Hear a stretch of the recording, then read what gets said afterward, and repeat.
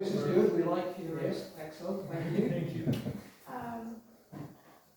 Hello, my name is Filipa. I'm from Alentejo, I'm Portuguese, and at the moment I'm a sales assistant at Massimo Duty, but I am very eager to start something new for my life and for myself, so that's why I came, to be inspired and to hear about everyone's story. Fantastic. No pressure, guys, but you're inspired. Yes. Thank you. Okay. I'm Pedro, I'm Filipa's brother. I'm from Alentejo. I'm a student in the university in Faro. I'm a marketing student, so I'm curious also to see what they are going to present us. Excellent, thank you very much.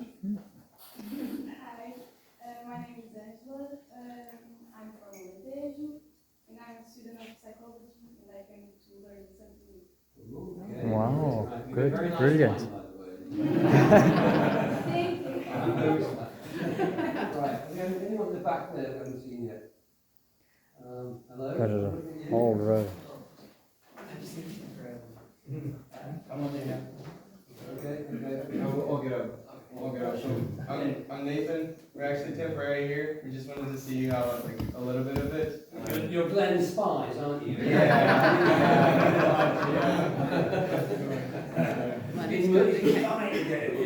Oh, that's so sweet. And Elton's here. Hello. Hello, I'm Daniel. I'm from South Africa. I'm still a student, but I am wanting to learn more for business to pursue it and to make a living for myself. Okay, Good. fantastic, thank you. Elton's over there. Elton, where's Elton gone? My man, my video man. Yeah.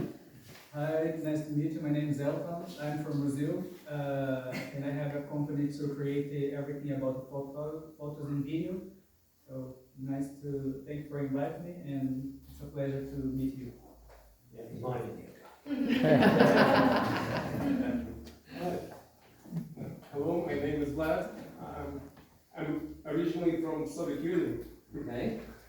Moved to the States about 3 decades ago and currently do information systems. Information systems. Came to learn as this young.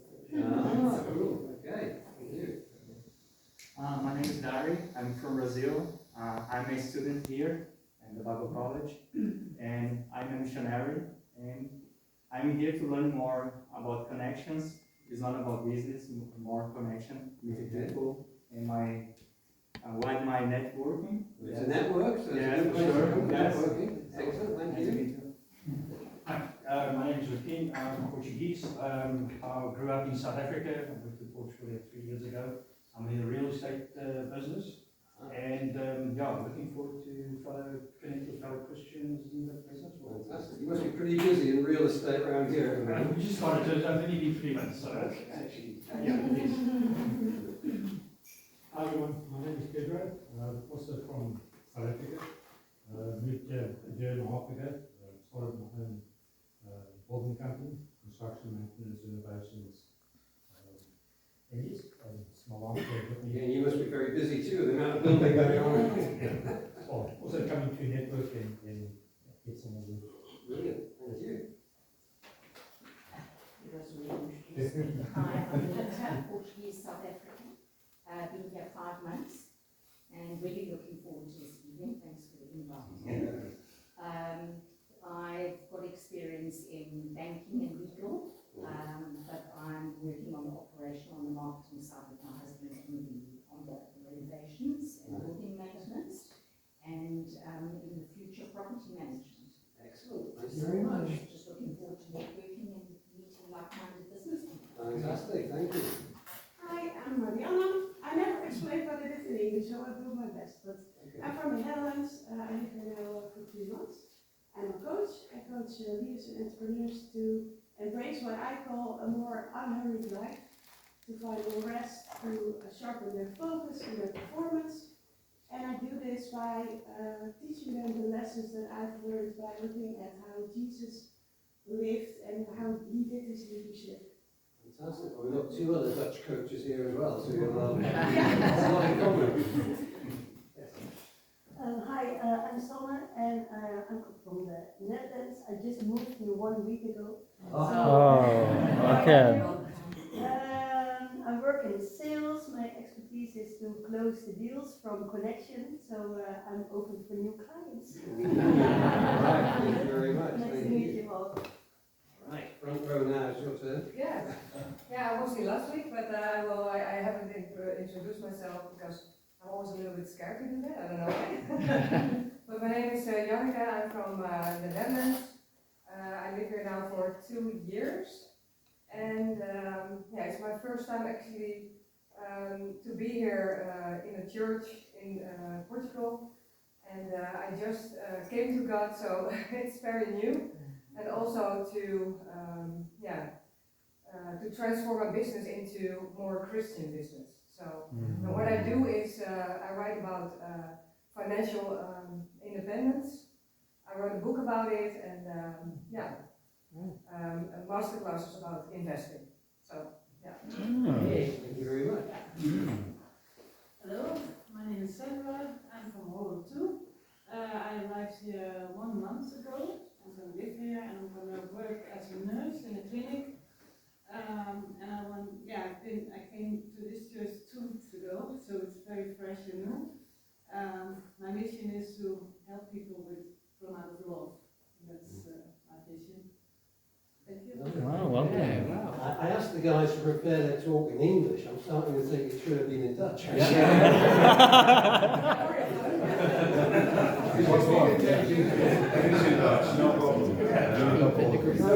well, talking of Dutch, let's bring on our first of our star speakers who come all the way over just for this and for another similar meeting in Lisbon tomorrow.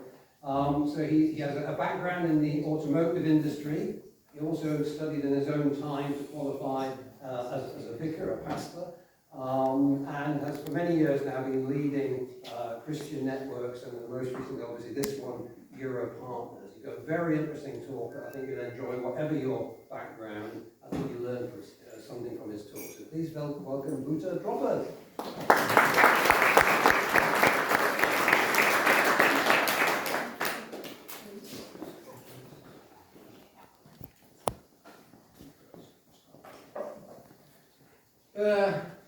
It's a privilege to be here. Thank you for welcoming me. And I slowly start to understand why you all want to live here.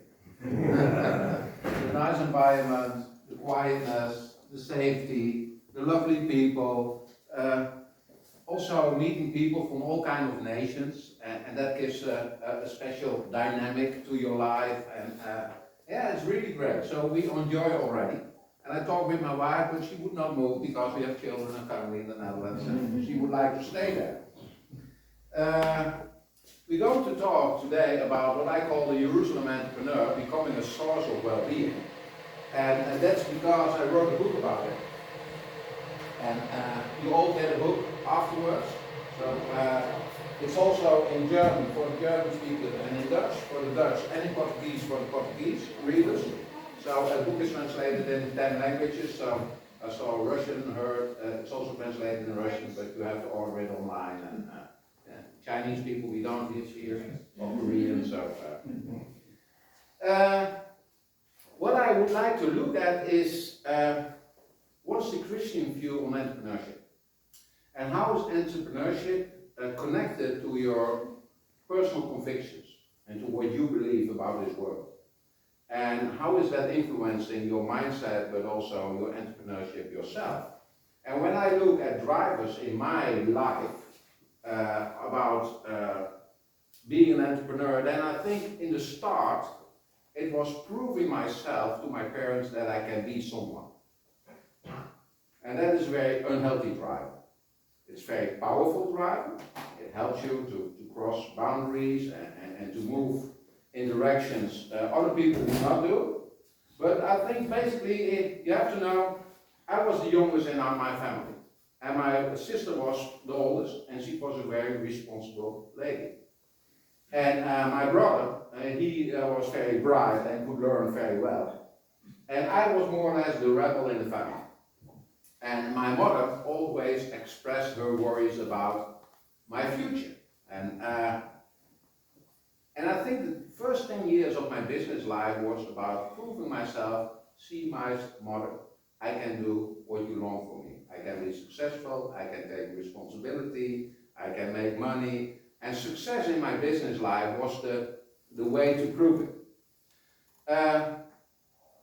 The first 10 years I worked in reselling spare parts for automobiles in the Netherlands, and when I left that company we had 120 stores scattered over the Netherlands and Belgium, and I was in the management team. And then I moved to Volkswagen Audi, became president of several dealerships, and in that period of time I think my primary driver was me, myself and I. I was successful, a lot of money, I was a rising star within the family company. The owners like to meet you, would like to see you. You get introductions to the company of Volkswagen and to meet the high guys there, and you think, oh, everyone thinks I'm great. And slowly you start to believe yourself, if you keep on being successful, that you are that great. You think rules are for ordinary people, not for me. I can do everywhere, you fly everywhere, you do everything.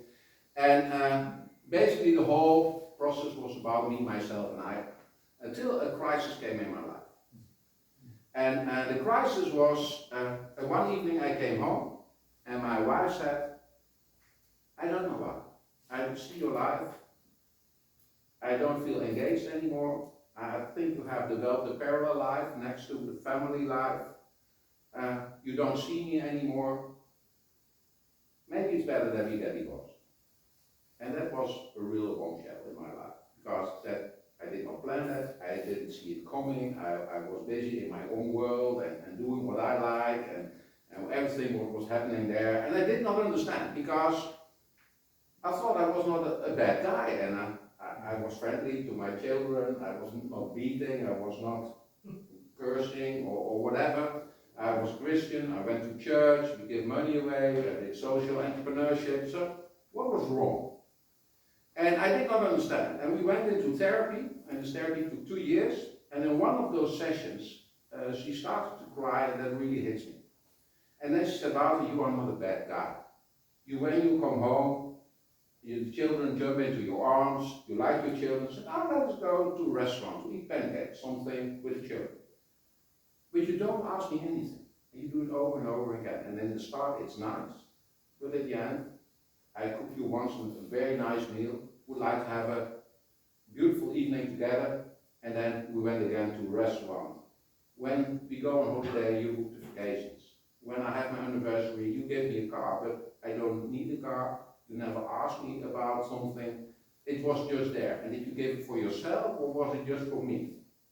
And you have to imagine that when you enter a room, and you enter the house, the whole room is filled with your personality. And I have the feeling I can hardly breathe anymore. Because you decide everything, and again, you are not bad, but, and she started crying and said, what is the person I did become? What happened in my life? Where I was somewhere along the line where I went off the track. And I could not point to a situation or to a certain point. It happened.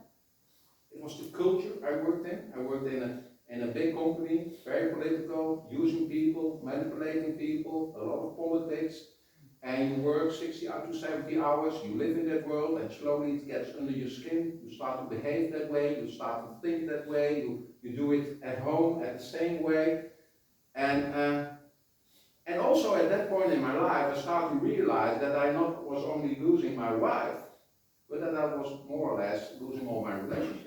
Because all my relationships were about me, myself, and I, and what they meant to me for my ambition, for my goals, and for my success. And customers were an ATM machine, or profit. Staff and employee were only production costs, or a number in an Excel sheet. And good friends were just entertainment, to enjoy myself. And my wife was there because I loved her only because she gave me a good upbringing for the children, a nice house, she was a representative lady, it was warm in our house, she took care of me. And then I realized suddenly that in the start of our marriage, I loved her for who she was. But in this time, I only loved her for what she was giving to me. And I think that was the major shift that I made. I said, I need to change. I need to change in culture, I need to change from companies, because in this company, it's affecting me. It is taking my brain, it's taking my behavior. So I moved to Volvo and Range Rover, became president of several companies there. And there I learned for the first time about also being ethical in business and the morale in business and how it can look like. And we will share a little about that. And in 2007 I became president of CBNC in the Netherlands, and that's an association of Christian business people. And there I learned more about what it is to be a Christian in business.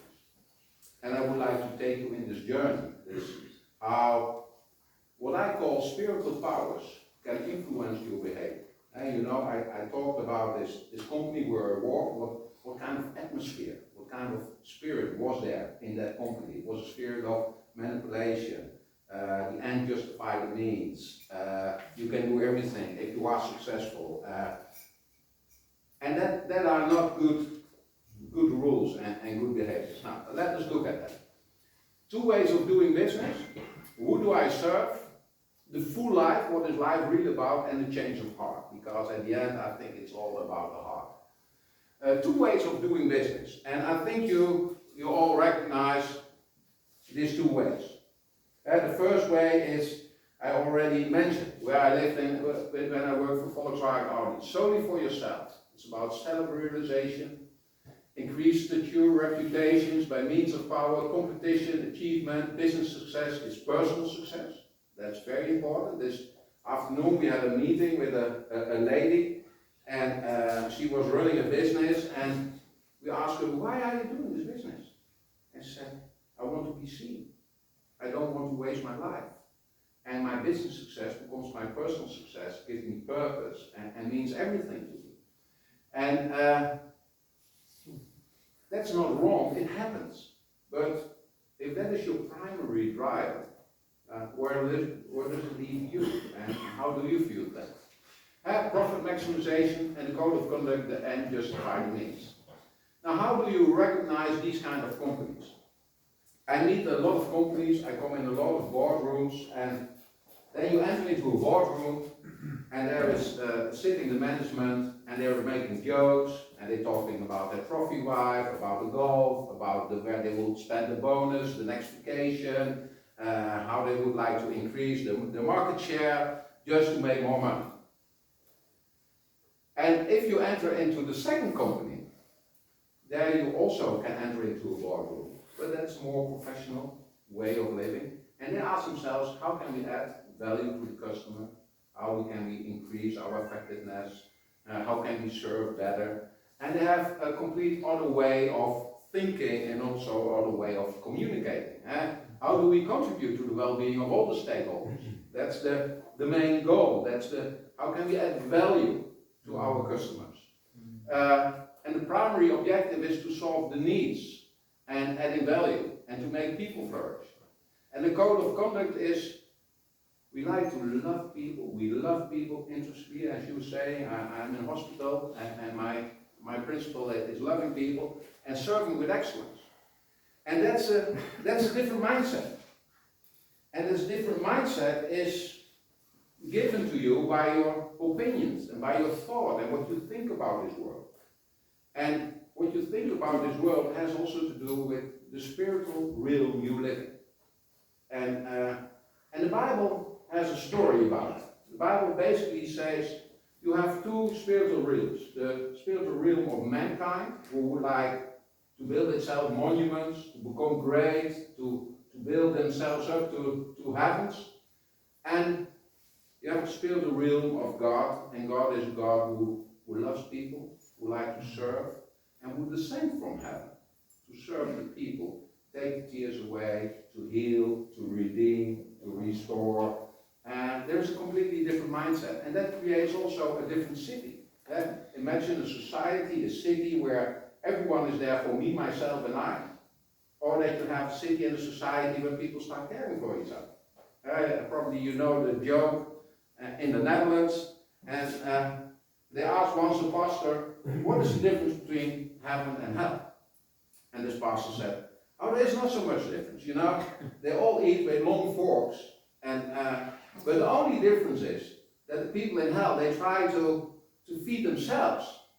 And the other stand, if I feed the other person with this long fork and he feeds me, then we have both something to eat. And that makes life flourish. And when you try to grab everything for yourself because you are afraid losing the key of life that you have in your hand, but you cannot unlock the lock, then yeah, that's a terrible place to be. Amen. And in the Bible, in the book of Revelation, for the Christians who are there, these two cities are pictured. You can read about it, how they look like. And the first city, it's the city of Babylon. And when you read about that, then it is me, myself, and I. Me first, using others for own benefits. It's about beauty, richness, prosperity. And the spiritual power that is reigning in the city, they call it the prostitute of Babylon. And why do they call them a prostitute, or the spiritual power prostitute? Everyone would like to fornicate. Everyone would like to make use of her. Everyone would like to become her because she's rich. She's showing off. She's prosperous. She's wearing nice clothes, wearing jewelry, and there are no limits for her. She can do everything she likes. She said, I'm the queen. I will not be a widow. I would like to do everything I like. It's about outward appearance. And the purpose is no suffering, just to enjoy. She parties. She loves to spend money. And all the salespeople and the traders, they would like to be with her because she spends a lot of money. She has a flourishing economy. And everything goes well. And everyone makes money of her. And that is her message, and that is why she's loved. And many people today see this as the dream society. Prosperous, rich, showing off, good looking, making a lot of money, flourishing economy, everything is going well. And there are benefits in that. That is true. But there's also another city, and it's a mirror city. And that's the city of Jerusalem. That's the second picture. And there we see that the spiritual power is God. And this city is about taking care of people. The sentence starts, and God came to the people, and he took his finger to take away the tears. And there is no illness, there is no death, there is no evil, there's only goodness. God is taking comfort, compassion, restoring, healing, redeeming, and that's the way. He's not boosting himself. See me, I'm great, I'm powerful. No, the great and powerful God who created the universe come as a human being between man and taking away all the pain. His restriction is love. God cannot hate people. God cannot abuse people. God cannot make use of people because love is his being. That's what he is. And he's guided by that. And some people see that as a weakness. He's restricted by something good. And they like to exploit this weakness. But you cannot do by God. If you look at the city is not that God is clothed with precious stones, but the city itself is clothed with precious stones. So he's not boasting about himself or giving wealth or creating wealth for himself. He's creating wealth and stones for the city. And because even the foundations who are under the surface are also covered with these precious stones, you see that he's working on character development. He brings promises to the city. It's about good behavior. And the purpose is serving and loving relationships and righteousness. That is where this city is about. And I think these are two spiritual powers you see in business. And they already start in the Bible from scratch. Even in the first book of the Bible, the book of Genesis, you see already these two cities appearing. And let me tell you about how the Bible describes the development of humanity. In the start, you see that the people were agriculture people, having maybe herds, having a flock, and the economic model was, if we pay attention to our flock, if we take good care of our sheep, they will yield more wool, they will yield more, the land will yield more grain, if we fertilize it, if we plug it, if we take care of it. So the earning model was, we pay attention to things, we take care of things, and we make them flourish. And we do that by adding value. So if you have a piece of soil, what is the adding value? Labor and knowledge. storage. You plug it, you fertilize it, then you put the grain in, and then it grows. When you have sheep or you have flock, you take care of them, you put your knowledge in it, you put labor in it, you add value to it, and then it yields. And the goal of this economy was the common good, the community. If this tribe was flourishing, then life was good. And that was their goal. And they understand that they lived from grace, because the water was coming from the heavens, the sun was shining, and they understood when that would not happen, there is no prosperity. And the only wars they had in that time is maybe about a well. Other people would like to take this well, and we protect this well, and we protect the tribe. But it was not there to conquer or to submit other people. It was just the projection and the protection of the community. And then a new person was introduced, and he's called Nimrod. And Nimrod was called the first one who used power to submit people and to build civilizations. Nimrod is known that he built all the big cities in the past. He built Nineveh, he built Babylon, he built Damascus, and he is the first one who created a world empire in the Middle East. And he did that by using power. As the first, he was also a hunter. And you know what a hunter does? He kills and he takes. So he's constantly reaping, he's constantly harvesting. And what happens when you constantly harvest? The soil becomes poor. You take away, you don't add value to the product, you don't add value to the community, you only take, and you take it for yourself. He kills and takes, and he competes and submits. That is his character. And the goal is me, myself, and I. And then he built a great city, Babylon, and he tried to build a big tower, and he said, let us build a big tower to the heavens, then no one will forget us. These people try to build monuments for themselves to be remembered in the future. And the way they do it is by war, conquer and take. And if you enter into the boardrooms I talked about, I see many business people see business as a zero-sum game. I take something, and sure, that is on the expense of something else.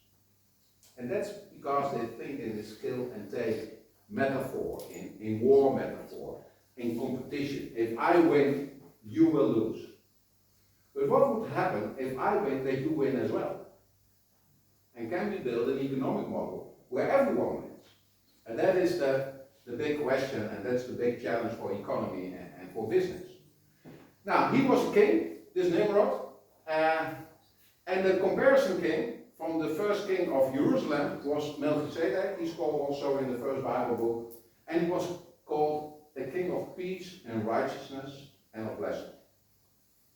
You see already from the start to the end, from Genesis to Revelation, there are these two systems in the world. And the only question I have for you is, who are you serving? And which spiritual power is there in your mind? And what is affecting you? And how do you embrace culture, or drink culture, or eat it? As I worked with Volkswagen Audi, and slowly the culture got under my skin. I started to behave likewise, to think likewise.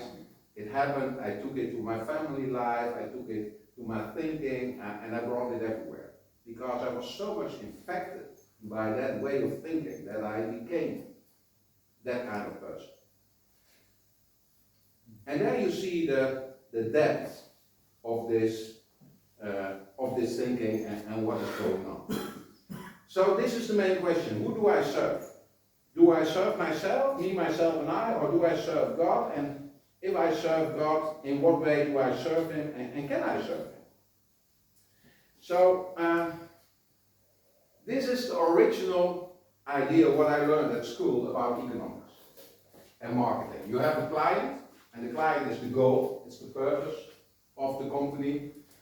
You are a smart entrepreneur.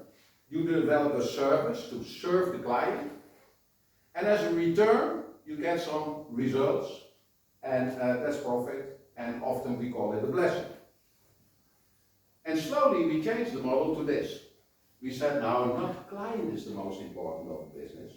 Profit maximization is the most important in business. But when profit maximization becomes the most important in business, where does that leave the client? The client is only a means to an end.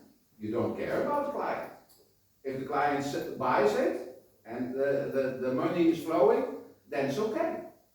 And where does that leave the product? The product is only costs. So we need to have the lowest cost on the product, try to make the client buy it to the highest price, and then we have profit maximization. But where does it leave us? Where does it leave us in economy? Where does it leave us in what we build and what we do? And maybe a good example of these two models is the economic crisis, the financial crisis in 2008. The construction branch in the Netherlands was heavily affected by this financial crisis 2 years later. And then you saw, how do we call them, the constructors, the builders, you saw them developing two models. There were builders who said, okay, I have employees, I fire them. I hire them back as self-employed, and then they work on my project, but at the end, the last invoice I will not pay. And then they said to this contractor, they said, yeah, you can get this money in the next project, but you know, I don't have the money. Then they start to calculate, and maybe they have 10 millimeters of steel in the concrete, and said, well, what would happen if we have 9 millimeters steel in the concrete? Not so much. Can we do that? They asked the architect, can we do it? Yeah, you can do it. And they made their cost savings. And even it went so far that when there was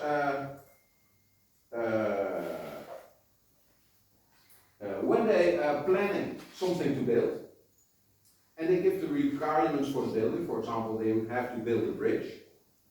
They send the requirement to the constructors how to build. Then this constructor is not starting to calculate what it costs to build a bridge. No, he sent it first to his juridical department. And he asked his juridical department, what are the mistakes in this requirement? What are the failures?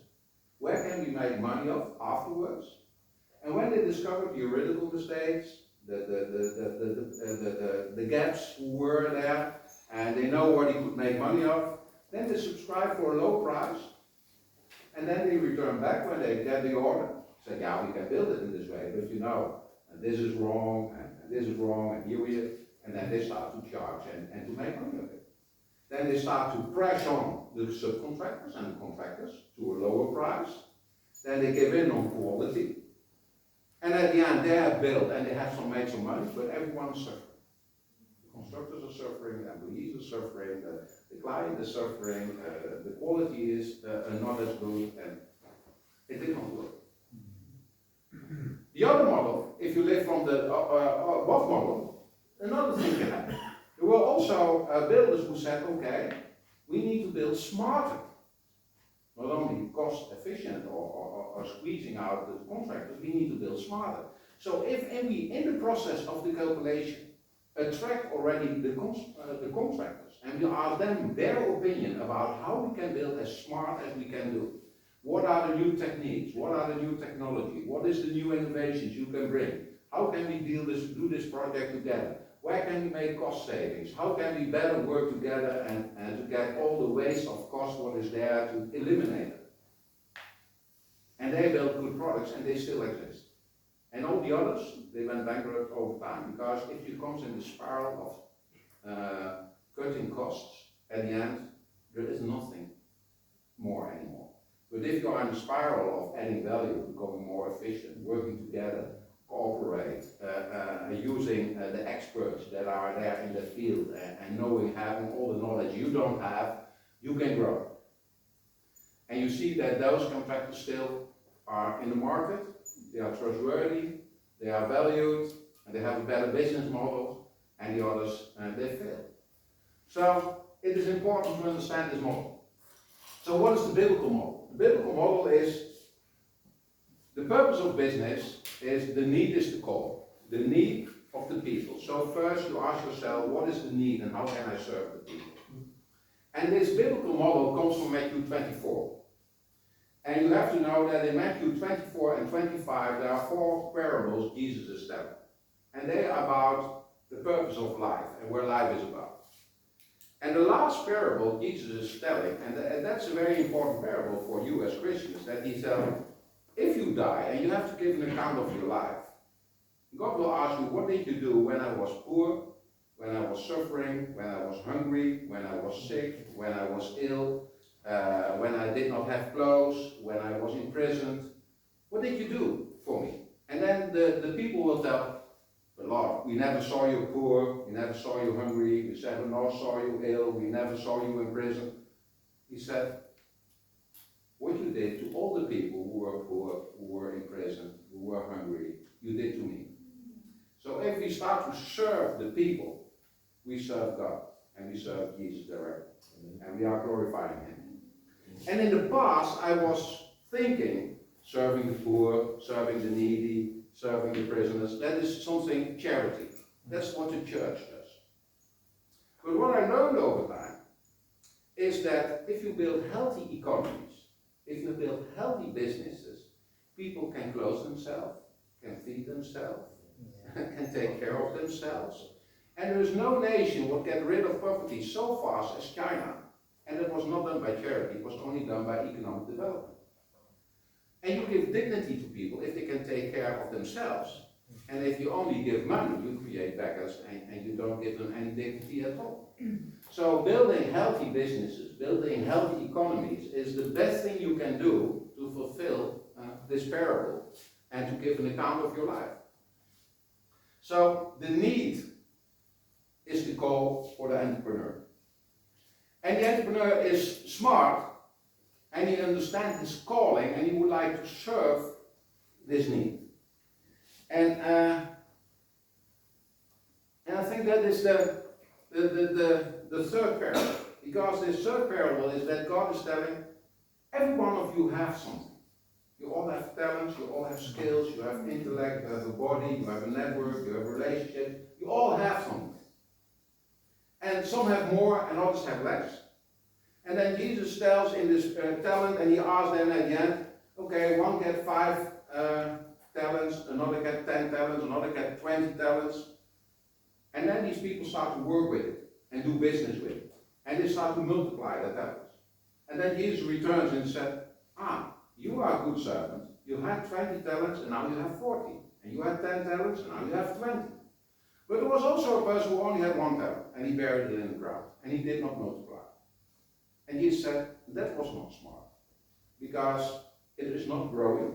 You did not serve anyone with it. And that's not smart to do. So as an entrepreneur, we understand that we have a calling and that we can give response to the needy by putting our talents into practice.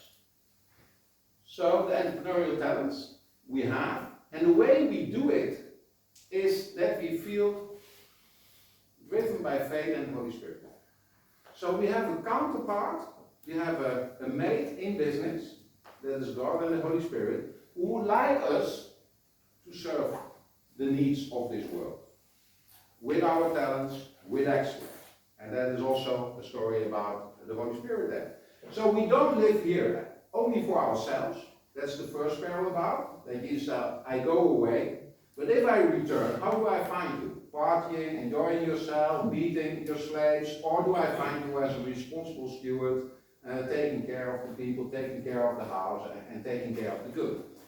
And that is, if we do that well, we use the principles of the Bible, we are fair, we are authentic, we are serving well, we're doing this well, you get this biblical model. So the question is, who do you serve? If you serve the needs of this world, you are serving God. So that is one. And you can do it with the help of God. And that is number 2. Who's the authority in your life? Who's the spirit that is ruling your life? Then the last one, the story I would like to tell you, the principle, is about the full life. Jesus also he said, I did not come to judge, I would like to come to give you life, life to the full. And what is this life to the full about? And most times we think a life to the full is when I'm wealthy, when I'm prosperous, when I have a lot of money and a good retirement. But is that true? I think there are more capitals in this world than only financial capital. And we distinguish within Europartners 7 forms of capital. And you find them here. And the first one you all know, that's financial capital.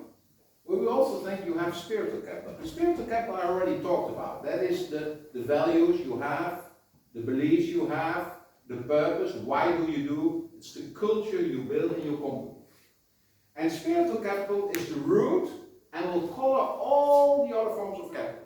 Spiritual capital is the center of the wheel. When this is a wheel, what is spinning, then spiritual capital is the center. It influences the way we treat financial capital, the way we treat all the other forms of capital. So that is key. Spiritual capital is the first one who rules all the other forms of capital and give them their flavor, give them their color, and make them show in the way you believe about this world. Now we have human capital. Human capital is human dignity. It's the human person. It's who you are, with your personality, with your character traits, if you are disciplined, if you are working on excellence, it's just who you are. We also have relational capital or social capital. That's the way you relate. That are the teams you work in. It's the community you are part of. It's the society you live in. It's the city you live in. It's your ecosystem you work in with your business. It's all what is relational and makes it social. Manufactured capital, that is close to human capital, but we distinguish them because human capital is about you as a person with your personality and your character. And manufactured capital is you with your talents and your skills, what you bring on of economic worth to the table. And we distinguish it because if we don't distinguish it, we can easily see a human being as an economic instrument. And we doesn't want to see a human being as an economic instrument. We want to see a human being as a goal in itself, of value, of made by God. And what he brings in an economic world to the table, that is nice, but it's not so important. It's less important. So therefore we distinguish it. Productive capital is the hardware. It's the technology you use. The car, the buildings, the real estate, the software we use for our computer programs. It's things that the technology. Financial capital, the liquidity in the system. It helps us to give word to things. It helps us to trade better. It makes the whole economy running smooth. Spiritual capital we talked about, and natural capital is creation. It's the community, the commodities we use. It's water. It's air. It's creation. It's this world, and we already know that natural capital is suffering under our system. But I think also human capital is suffering under our system. Burnout rates. There's a lot going on. Relational capital, I think, is currently suffering in our system. How we relate to each other, and I already told my personal story. And manufacturing capital, yeah, the creativity we bring to the table has economic worth. That is flourishing. Productive capital is flourishing, and financial capital is flourishing. Now, if you look at these forms of capital, if you emphasize one form of capital, for example, financial capital, it can easily start to rule all the other forms of capital. And then the model spins out of control. So it is important that within your business, you see all these forms of capital, but when you invest in one form of capital, then the other forms of capital mutually benefit from it. And when they don't do, you should not invest there on that way. So if I would like to make human capital grow, I pay attention to people, I see people, I can give compliments to people, I can help them to find their worth in life. If I do that, it doesn't take any money, but all the other forms of capital will flourish. If you have people with a clear identity, with a clear purpose, who is valued, who is seen, who is loved, relational capital will grow. Manufactured capital, the talents and the skills will easily come out, that will grow. Productive capital, technology can influence for good. Financial capital, your profit will grow. Natural capital, if they know who they are and they will take care as responsible citizens about creation. Spiritual capital will grow. They see, man, love, being seen, the human being is an important person. Same way if we invest in relational capital, if we see the relationships, if we understand the ecosystem our company works in, if we understand our role within the city, if we understand our role as business in society, society will flourish, but because we spend interest in society, also human capital will flourish.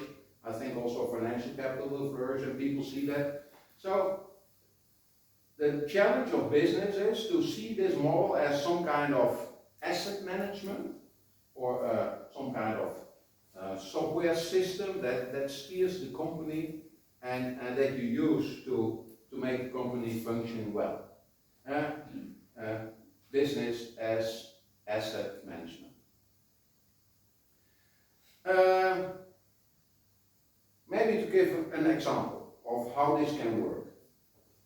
Because I think it's important that also, especially in poor nations, Eastern Europe, we use it a lot, in Africa we use it a lot, that people see what they already have.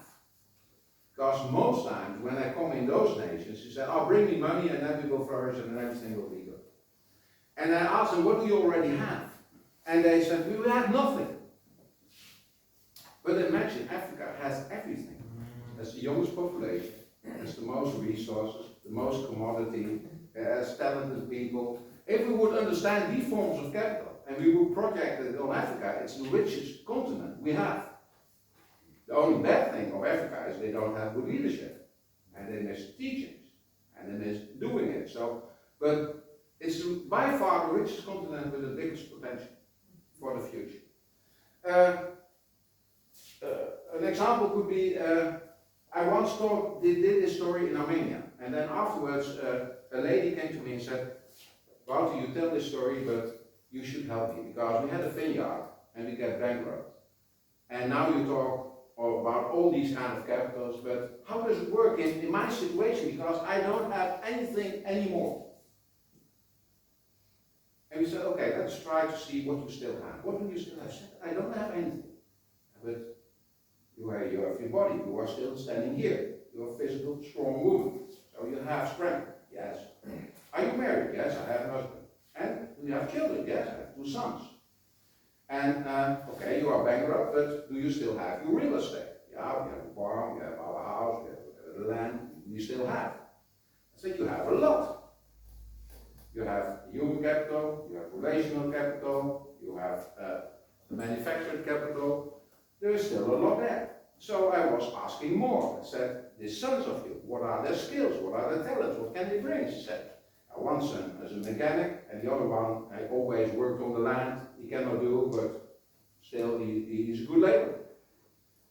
Okay, you have a barn, and can we make from that barn maybe a garage? And that he starts to repair cars for the neighbors. Yeah, that could be. And your man and your other son, can they work in the city and make an income? At least that you have an income. Yeah, they could do. Okay, maybe the vineyard is bankrupt, but you still have soil. Can you do another crop on this soil? Yeah, that would be possible. But we don't have money.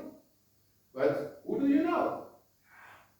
Could you go to the bank? No, we cannot go to the bank. We have families maybe with him. Yeah, we have a rich uncle. He lives in a region far away. Would he lend you money? We don't know. Do we have a church? Yeah, we have a church. Can they take care of you? Yeah, they can temporarily take care of us. So you see, relational capital, church, family, children, manufactured capital, talents, can labor. And what they at the end decided is to make indeed a garage of this barn. This young son was repairing cars there. Her husband and her son was working in the city, making an income to bridge the gap with what that was there. In the weekends they started to work on the soil, brought new crop there. This uncle was willing to lend them some money, and they started a new future. And now they have a flourishing farm again. And just by thinking about what do you already have. And also in the Bible there's a story about this, the poor widow who had nothing. And she had to sell her sons to a debtor. And she goes first to the man of God, to the prophet. So first he starts with praying and trying to find God's wisdom.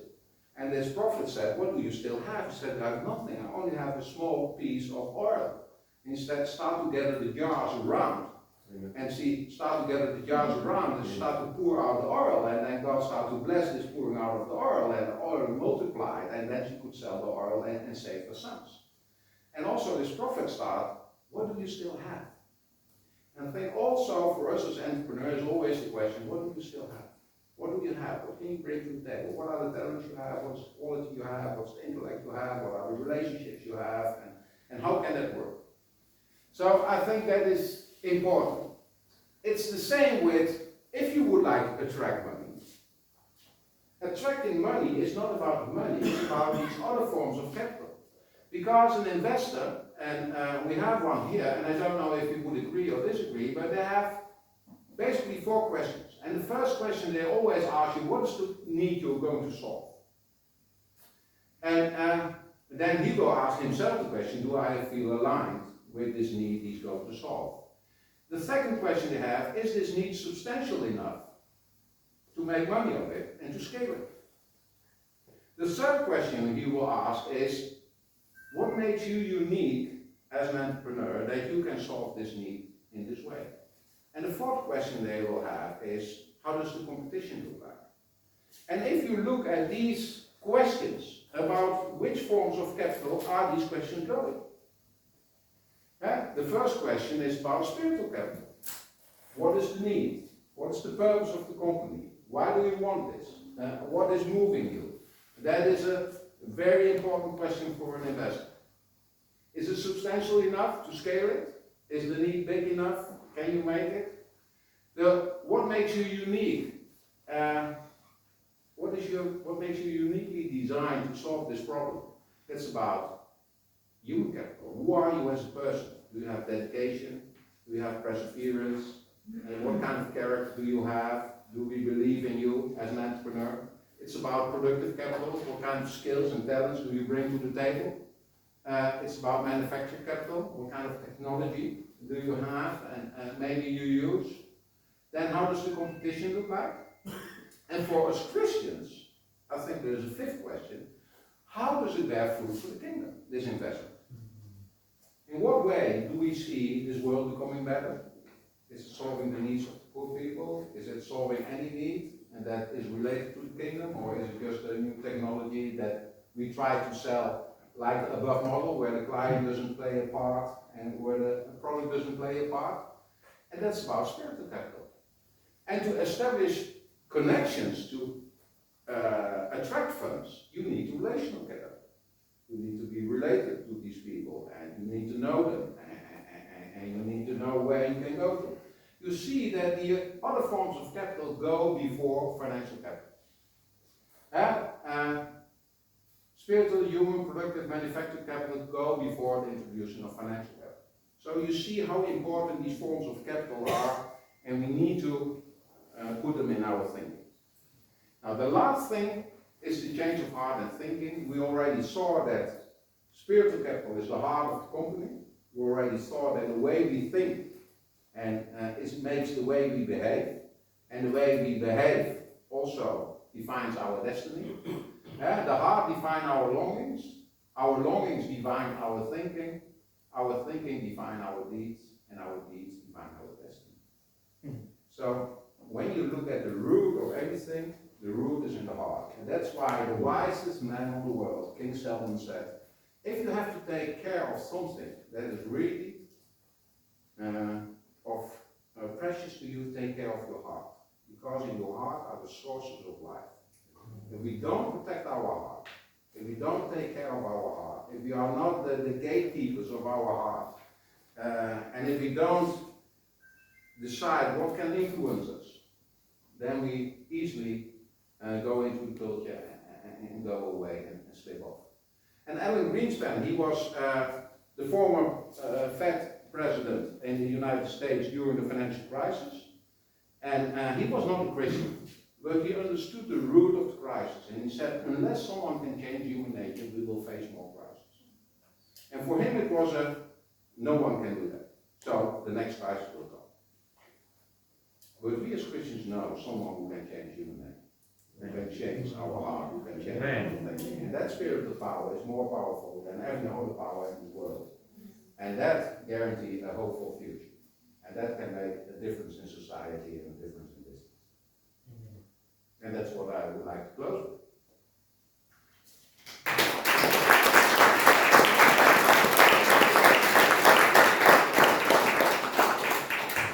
I can imagine there are many questions, but maybe we do it after the coffee or after the presentation of Dennis. Let's just see if there's any pressing questions now. We take a couple before the break. Anyone got a question they'd like to ask? Great, thank you. It was a brilliant presentation.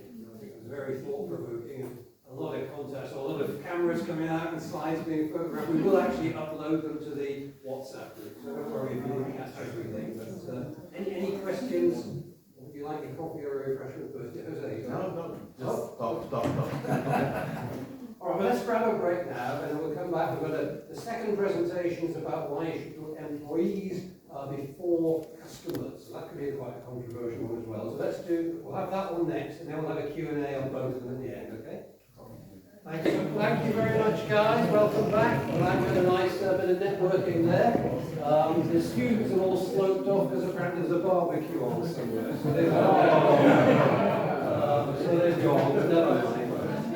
What dedication, eh? So, we've had one thought-provoking talk. It's time for another. So we're going to find out a little bit more about why we should put our employees before our customers. So to find out why we should do that, please welcome the Vice President of Europartners, Dennis de Graaf.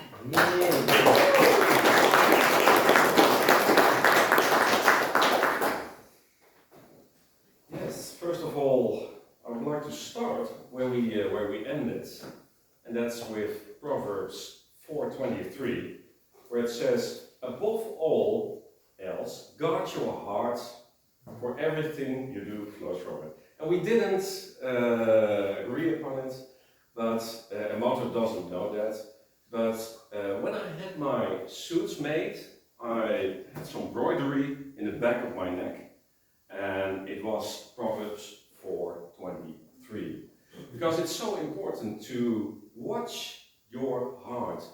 You decide what goes in it. And I always say, what a beauty is it when you can put Jesus in front of your heart as a filter. You do not have to let everything come in, right? Right, guys. Remember that. So I would like to start with that. And thank you for the introduction. My name is Dennis de Graaf. And I'm a father of 4 beautiful children, married to Danielle for 26 years. And you know, guys, I've been an entrepreneur for all my life, and it's really a lot of fun. But there are also a lot of lows. And in 2017, I sold my company, and you know, there was a lot of money in the bank account. But actually, what happened to me is that I lost my identity. I thought my identity lay in Jesus, that it was a firm foundation, but actually, you know, it wasn't as firm as I thought it would be. And actually, my identity was more as a director of a big company than it was in Jesus Christ.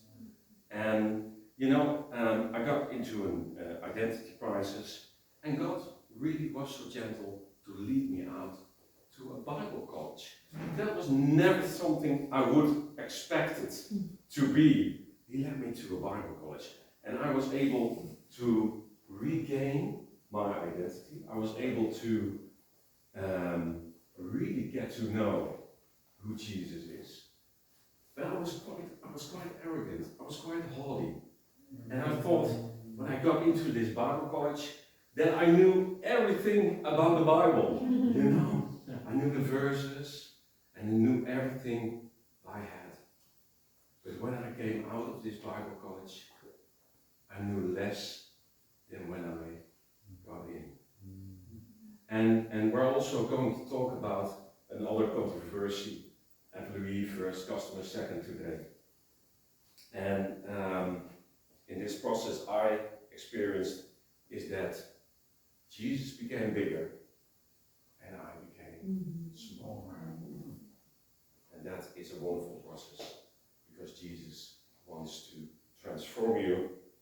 image. And I also have the pleasure to work for Europartners for 2 days per week. Hallelujah, praise the Lord. And it's so wonderful to work with this great guy. He has a lot of knowledge, but he has an even bigger heart. So, yeah, thank you for letting me work with you, Wouter. And also this wonderful place, Portugal, wonderful country, but also this wonderful place, and also this wonderful church and business club. Like on you for that as well. Hallelujah. In the theme we had in our Europartners retreat, because we have a retreat which we organize every year. And 2 years ago it was here in Portugal. And I don't know if you've heard of that, but it was a wonderful retreat. I think it was nearby. Yeah, Ria Park Hotel. Ria Park Hotel, so it was nearby.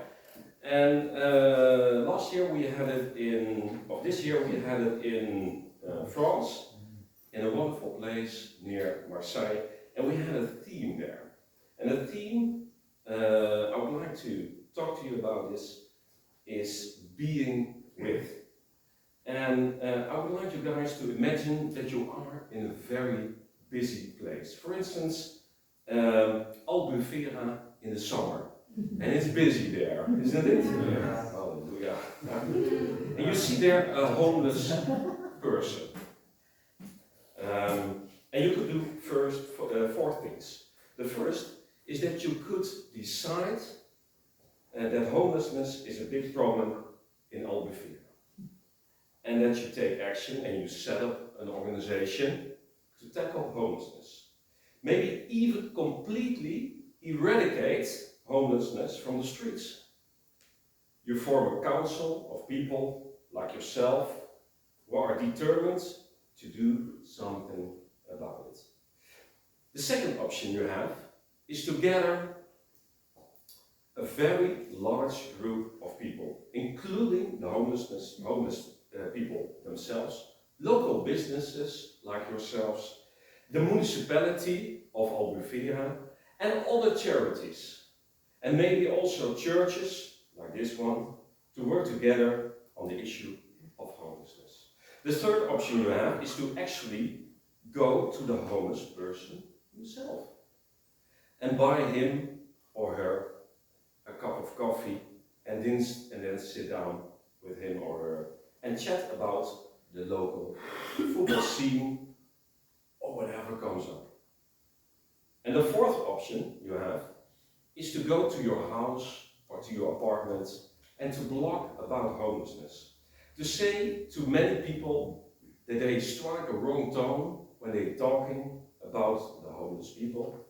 And they should not see them as homeless, but look at them as individuals with their own stories. And there is a name for each of these 4 approaches. And the approach where you see the problem of homelessness and get to work and set up an organization, that's what I would call working for. And the second I would call working with. You have brought together a large group of different agencies, people, including the homeless person themselves, and local businesses. And that is what I would like to call working with. It's very much like organizing the local community. And the third approach, where you sit down and you talk about, example, how's the Premier League here called? Liga? You don't know? Portuguese guys? Premier Liga. And you talk about that. And the results of Porto or whatever football club you have here. I call that being with. Because no work is involved. You are simply enjoying the company and conversation of the other person. The last way of approaching homelessness is when you go home and you start blogging, and when you tell everyone from your computer that everyone is striking the wrong tone. And that I would call being for. So that are the 4 approaches. Now, I would like to take a closer look at where these 4 different ways of approaching overlap and where they differ. The 2 that end with for, working for and being for, what they have in common is that you never actually have to speak or to meet an individual homeless person. What they have as a similar premise is that you already know the answer and you understand the homeless person only by what they do not have, a home of their own. They don't have a house and you have your own drive, ID, networks and friends, and you can solve their problem with that. In case of working for, you solve it by setting up an organization that solves the problems by tackling them.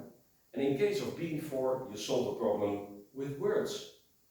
Because you make sure that the whole society talks about it and sees it the way you see the problem. Being with is the only approach that puts the homeless person at the center of the story and does not assume in advance that the person is a problem that either I or he must tackle and solve. This approach deeply looks into the mystery of the reality of this person's life and cherishes this person's life for its value. It highlights what is good about it and what is beautiful about this person. The way of looking does not begin by seeing the shortcomings, the simple fact that this person does not have a house. It looks at other things. And I want you to ask you to join me in thinking about Jesus' life, using these 4 categories. We actually only need 3. Jesus spent 1 week in Jerusalem working for us, achieving our redemption, dying for our sins, pain and sicknesses in our place. He spent 3 years in Galilee working with us and to build a social movement, community organizer. And during that time, he led his disciples, constantly training and motivating them. And he spent 30 years in Nazareth, the small town, just being with us. Just being with the people of Nazareth. And he was there sharing his life as a carpenter and being with us in a local coffee or tea house or whatever may pass for that in the first century Nazareth. Look at the percentages in these 3 forms. And as you see, he spent 9%, 3 years of his life among us, working with us.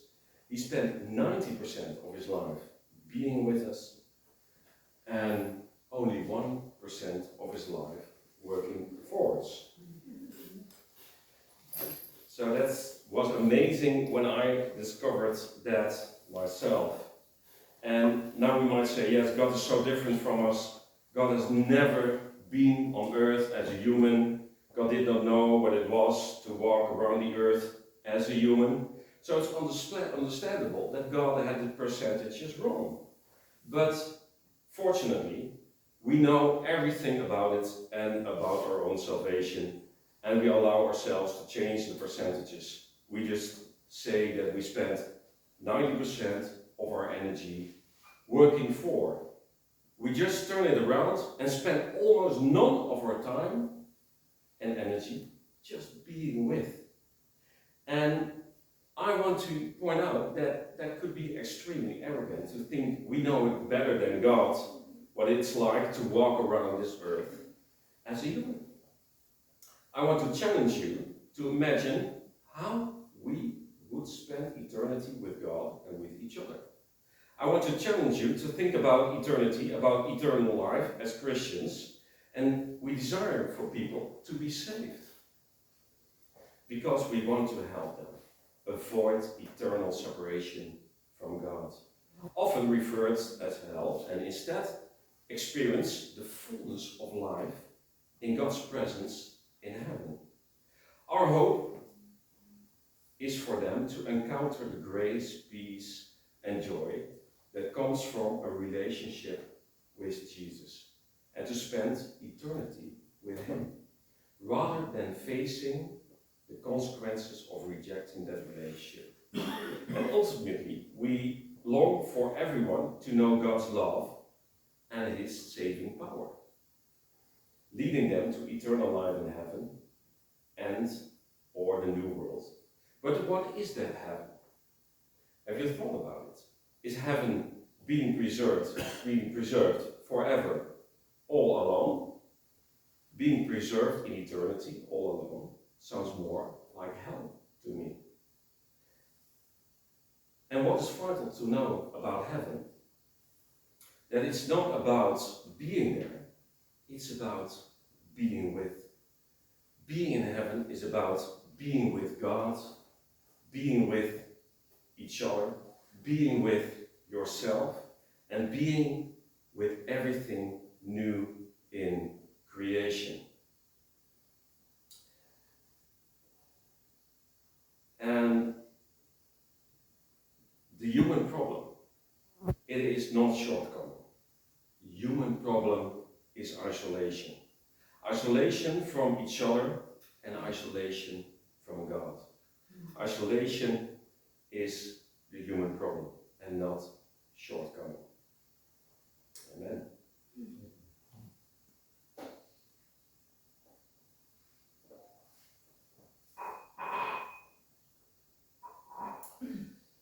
So, we can communicate with the whole world, but we lose the art of communicating with our direct neighbors. And we think we can solve the problem of the whole world by working for. In doing so, we overlook the reality that the answers to life, the universe, and really everything is being with each other. Imagine in heaven there are no problems to solve. It's all about being with. Your ministry or business is not about copying the life in heaven. It's just all about copying the life in heaven. As in heaven, so on earth. Jesus prayed just that. Being with God, that is what your ministry or your business should all be about. And that is what discipleship is about. Ultimately, that is what eternity is about. And I would love to speak to you also about the subject of today, and that is employee first, customer second. And when we look at that subject, the definition is the principle that prioritizes employees to lead to better customer satisfaction and much more. And within my own company, I introduced that concept. And the first question is, who are you as an entrepreneur and what are your motives? And who are you as an entrepreneur? And that's a good question to think about. Are you an entrepreneur who is only focused on making a profit? Or are you an entrepreneur who also wants to apply these principles of capital within your company? Jesus said, a new command I give you. Love another as I loved you, and you must love another. By doing this, everyone will know that you are my disciples. It's all about love. And in our company, we introduced also an employee journey. So we hired someone with the utmost regards. We hired someone, as you see also on this slide.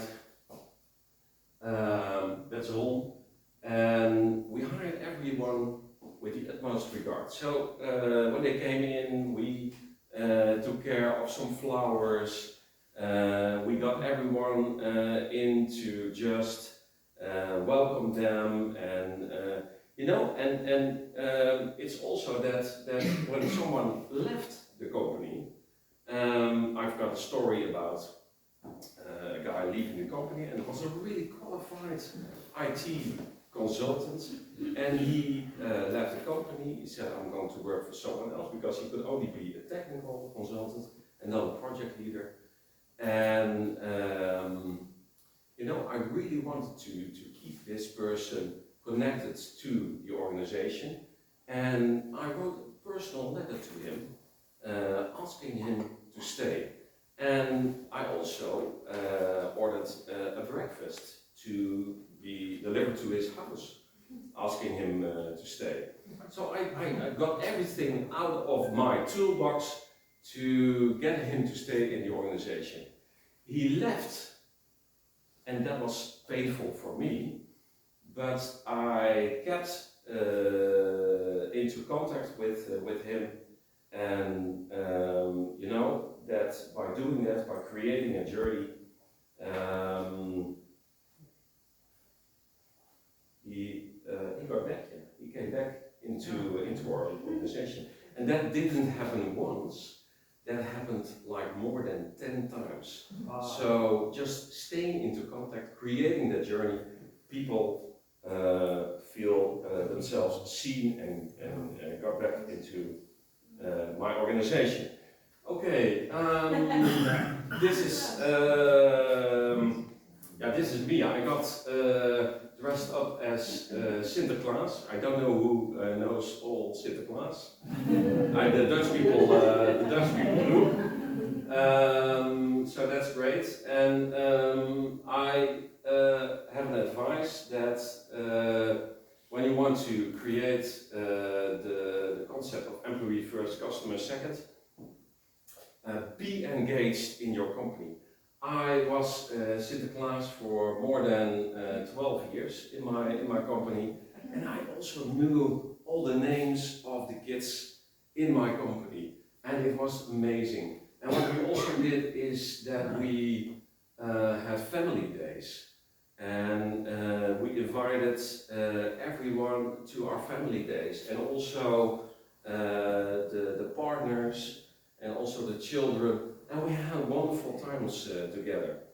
And what I also did is I took my management team out to several trips, and the wonderful thing that happened is that they really liked it, and they worked for me a very long time, and that is also part of this wonderful concept.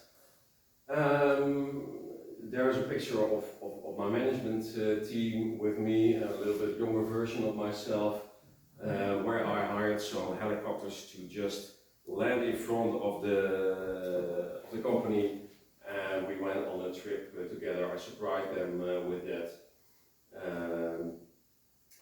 So there are three important principles. The first principle is that fun leads to profit, leads to more fun, leads to more profit.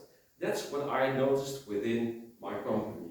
That fun really leads to more profit, because we eat this fun, you know? It's like we have it good together, we invest in each other, we see each other, and that leads not only to people working harder, because that was not the intention. We had a 9 to 5 mentality, and this 9 to 5 mentality I had within my company, not just because I wanted them to work 9 to 5, but because I was sure that it was enough time for them to do their work, and if it was not enough time for them to do the work, I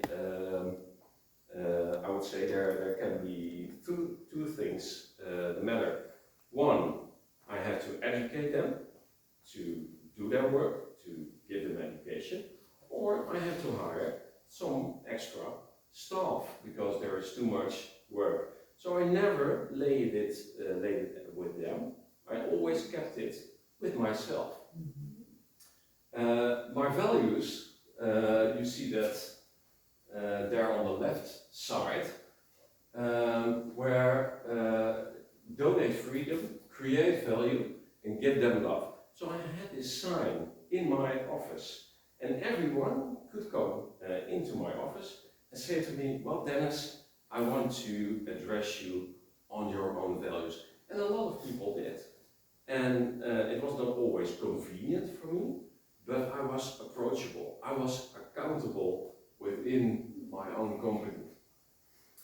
The second principle, when you want to implement employee first, customer second, is lead by accepting and not excluding people. So within my company, not only I had Christians working for me, but I had all kinds of faith, all kinds of beliefs working for me. I had Muslims, Hindus.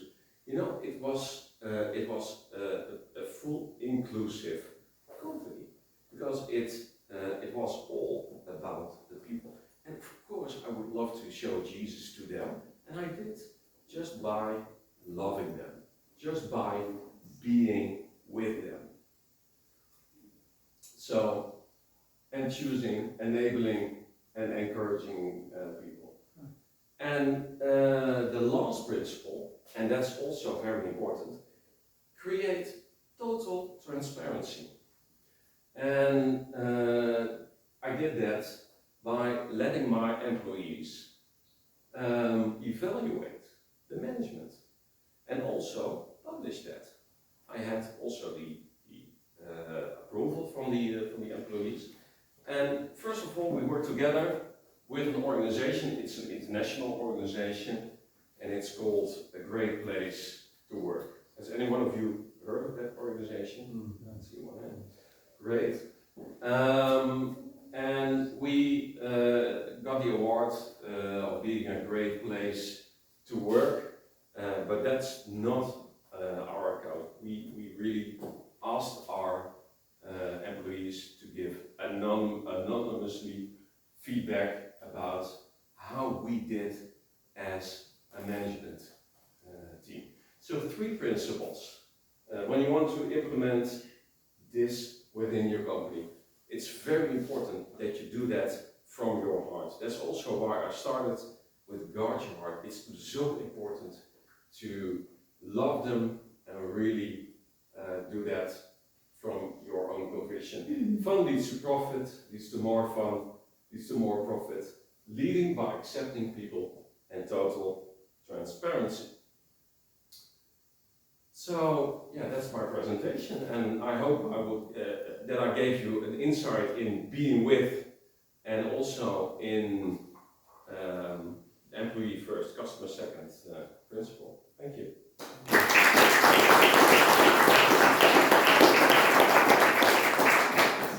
While you're sitting down, we're going to get questions now. Who'd like to go first with a question for either Uta or Dennis?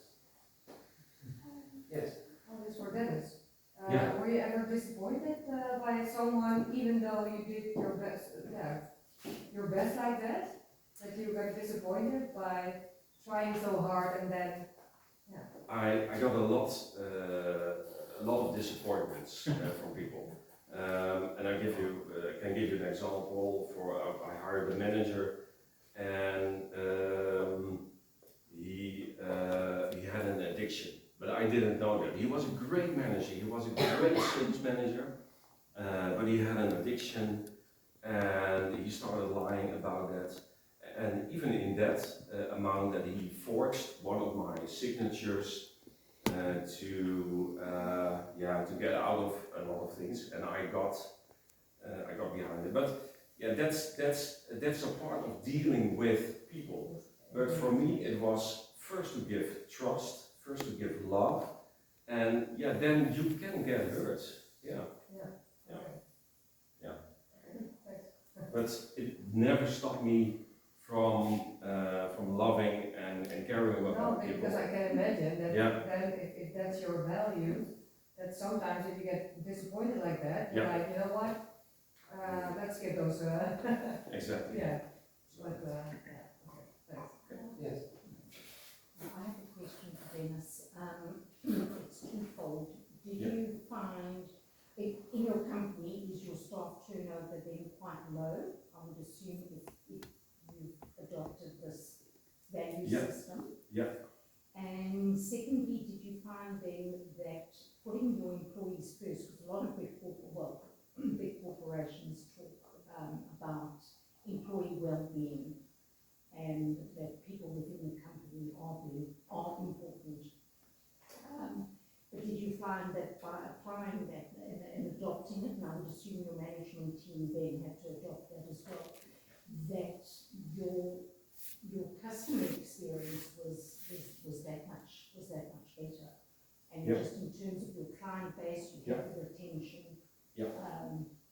and we're able to acquire more clients because then the staff gave to your employees gave to the customer.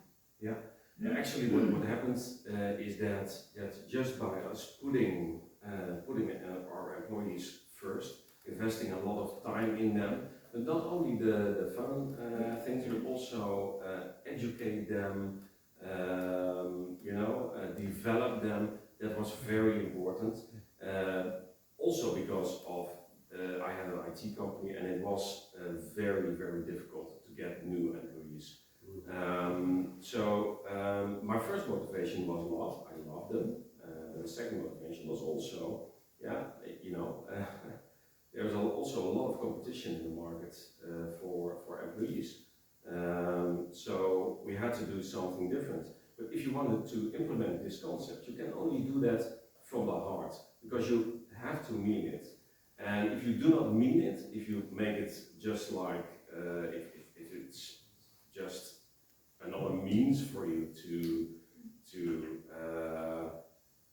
get your staff to work longer for you, then I think it will not work.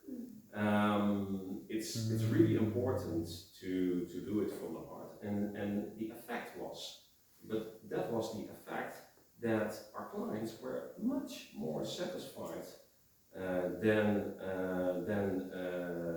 when they were before, and that's the wonderful effect of employee first, customer second, that you get happy customers because your employees are not afraid to go the extra mile. And that's also what we noticed. We had a 9 to 5 mentality, but no one ever was, how do you say that? When some extra work needed to be done, they were all there. I never had to ask, can you work late, or can you do this or that? No, they just went for it. They just said, okay, no, we know that the company is backing us, the company is behind us. We want to go the extra mile also for the company. So. And were they compensated for that extra time, or did they do it for the heart? Yeah, they were always compensated for the extra time, but they did not have to ask for it. So that's also part of this concept. I offered them, and I had all kinds of arrangements in place to do that in advance, and they knew it, but they also knew that, and that was also a rule within our company, that if it was a question of whether it was me or them, then I would always choose for them. So and that was also always so also in the financial way. For instance, there were clients where we could charge standby arrangements, where people were at home and they had to be on standby services. And we got paid by the client to have them on standby. We would always reimburse the people who were on standby because they had to take into account that they could be called, you know, and we always said to the employees who were on standby, you get the same amount in your salary as we are going to invoice to our clients. All that, because I mean, ultimately, you know, business can't be a democracy. There must come a point where, you know, there are tough decisions to make, you're the boss or the owner. So what about some of those situations? I mean, I can't imagine, I mean, for example, your decision to sell the business. Yeah. So you know, who knows what the new owner would be like and how they would treat them. So where did you sort of draw the line between being nice to your employees, loving them, and being transparent versus I'm the boss, it's my business, and I've got some tough decisions to make? Yeah. Of course, in our business there were also a lot of calls, a lot of tough decisions to be made. But our employees knew that they had to be done, and you know it's all in communication, Graham. If you communicate clearly about what is going on within the organization and be transparent. And a lot of entrepreneurs really are afraid of being transparent. And just be transparent. And I know you cannot be transparent about everything, but you should be surprised. You can be transparent about a lot of things. Selling a business is a complicated process. I mean, you know, I've heard it described as being like, you know, losing a close member of the family. You know, how did that process go, and how did you deal with passing on this massive responsibility to these people you described to somebody new, a new owner? Yeah, that's a very good question, and actually you cannot pass over relationships, and that's what I had with my employees. So that was the most difficult thing to do, and the new owners had to build this relationship again with my employees, and that was also the most difficult thing for them to do because there was a lot of value of the company within that concept, but they knew it when they bought the company. So they held me on for a certain period. But yeah, they had to show the employees that they would like to follow through also on the concept of employee first, customer second. Yes. I have two questions, one for Dennis and one for Wouter. Yes. For you, Dennis, is just to ask you if you started your mentality in a different way and then changed to this one, and if you saw changes in that, in the productivity of the business, or if you started immediately with this approach. Yeah. And for Walter is just to ask you, how does one go to find the skills they have to offer, and what can they bring to the table, and how can you find that and know for sure that this is a good thing to bring to the business? So I don't know if it was clear. It was clear for me. I started out by loving people, but this concept grew over time. So I didn't implement it all at once, but it was, it grew over a couple of years, and I implemented different components over years. But the matter of the heart, that was always there. You know, always, I always loved the people, and that's something what's really inside of me. Okay, and you saw the changes that approach produced. Exactly, yeah.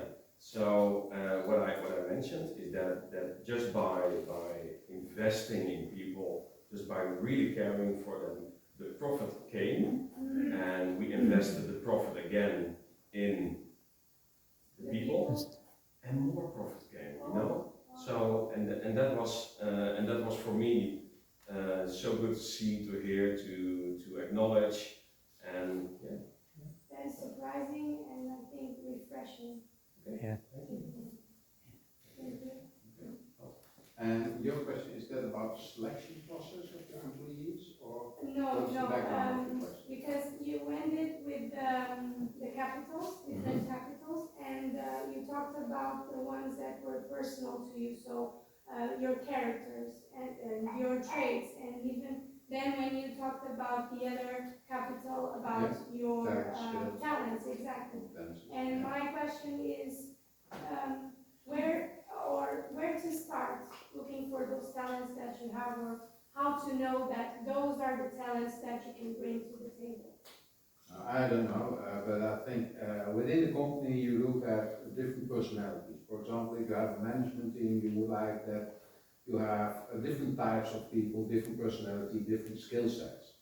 And that depends on the challenge you face. So, but most times you want to have a financial person somewhere in your management team, someone who is really paying attention to risks, to details, maybe to processes.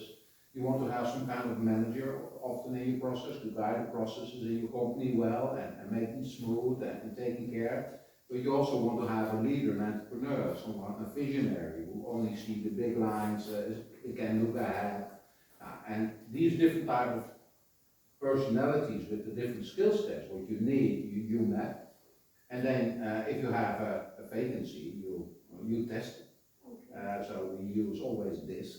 I'm also a DISC trainer. So DISC tells something about your personality, tells something about your motivational circumstances, it tells not so much about your talents and competences, but that you can test and you have your reference. Where did he work before? What is his education? What did he learn? And sure, sometimes you make a mistake, but spend a lot of time on recruiting people, because when you make a mistake there, it costs you a year, it costs you a lot of money, it will affect the organization. Try to avoid it. Better spend more money on the selection process than making a mistake. And sure, sometimes you make a mistake, that happens. Okay. Yeah.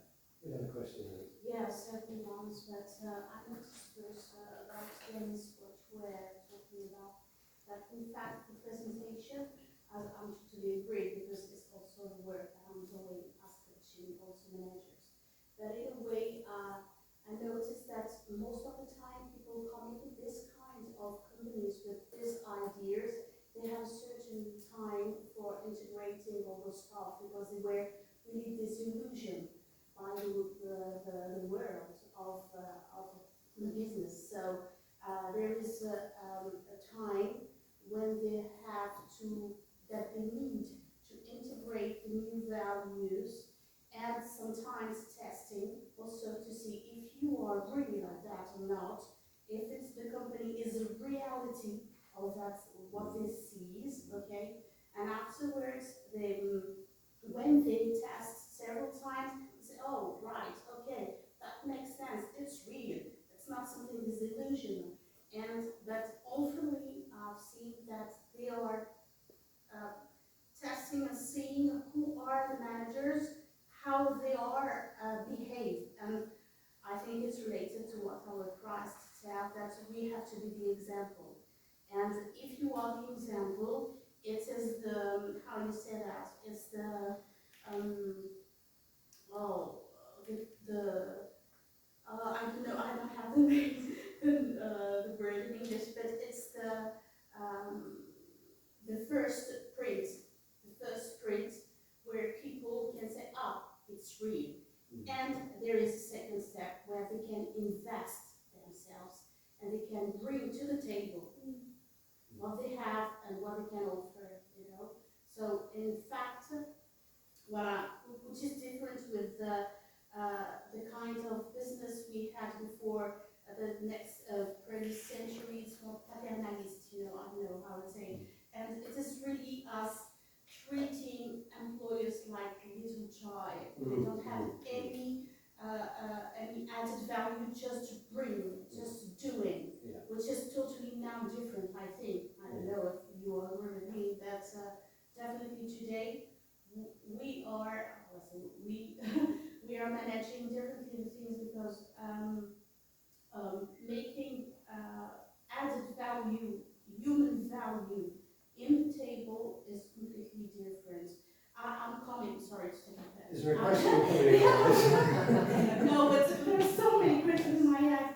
I'm coming from the environment of startups. So we enjoy, we can go trading, you know, stuff like that. But it's not really what is the real values. And I really want to see how you can give the example to the others, but not example in your family. I don't know if you understand what I mean. It's very hard. If I can paraphrase for you, Yeah, I think people start off cynical, yeah.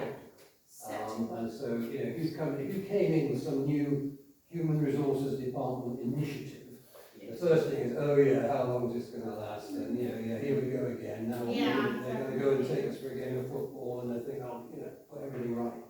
I think to me one of the scariest statistics I've seen recently is what we call the quiet resignation, which is that a lot of people are doing just enough to not get fired. The absolute minimum. Yeah. They see their job description, I can get away with this, I can get away with that, and not be fired.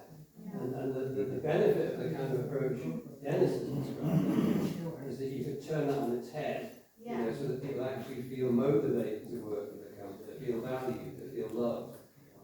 But a lot of people in a lot of companies now, they're just doing the bare minimum to avoid being fired. And I think that for us as business owners and people that are trying to hire people, that's a real challenge, it's a real threat.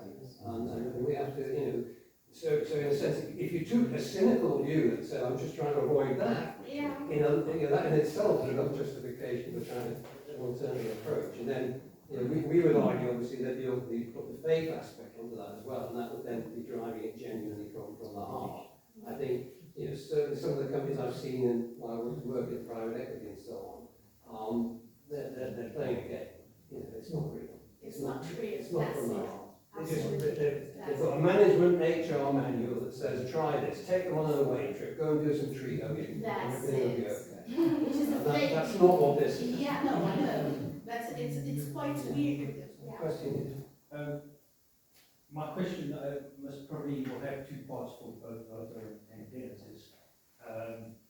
I've worked for a company for 22 years where the emphasis was very much on the people, and it was very driven. And in the 3 years that I've been here, my experience working with companies here at a lower level where mostly are company owned, single owned founder, where it comes to the syndrome of me, myself and I, because I'm a thinker. And I find it very challenging to the mindset to come from there. From any of the two gentlemen, any advice in how you would advise how would one try and get over that challenge to incorporate, because obviously different culture, different dynamics. Culture is the hardest to fight. You know, Peter Drucker said strategies eat culture culture eats strategy for breakfast. So to change a culture, it's very hard. It takes time, takes situations. Sometimes you need to run through a wall. Happens. It's hardly doable as just an employee if you would like to change the culture in your company. As a boss, you can easily change the culture of the company. There are all kinds of models. But it's the same of changing your heart. You know, many people would like to see changes, but they don't want to change themselves. And I think that is the the biggest problem we face in cultural change, that you can show the benefits, but when pressure comes in, you have a tendency to slip in the default attitude and think, okay, it did not work, so I continue there on that level. And it takes some kind of heroism, some kind of dedication to really dedicate yourself and work through the heart and the setbacks and the anxieties and still continue going because you believe in it. And there you hear the word believe, and there you say already, you see it's on a different level, it's already on spirit. I believe that this should be just. I believe that this is right, and therefore I do it. Even I pay a price somewhere. And that mindset, yeah, that needs an internal change. And that internal change, yeah, you need a stronger power to inspire that and to create that. It's hardly doable. Some people do it, but most times out of experience. They have experience of this way is a dead end, and this way is a dead end.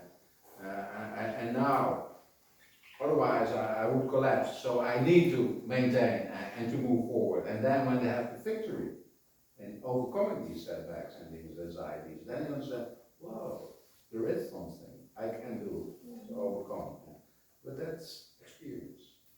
And the experience learns. But it's hardly made. Time for one last question, okay? You got it. One for Berta.